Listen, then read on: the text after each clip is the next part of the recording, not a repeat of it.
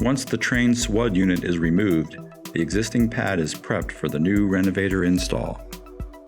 Next, the condensing sections are brought into the space and placed into position.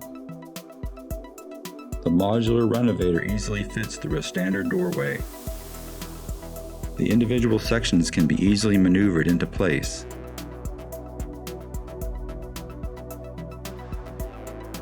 After that, the fan sections are brought in and placed next to the condensing section. Gasketing is applied to ensure a tight seal. A support base is then put into place.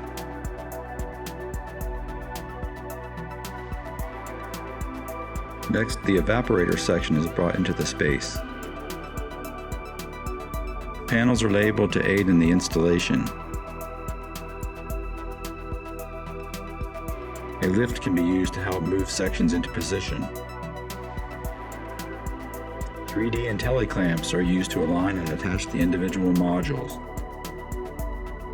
The use of quick connects enables the unit to retain its original factory charge for quick startup. With the old Trane SWUD unit now removed, the new United CoolAir Renovator is installed using the same footprint.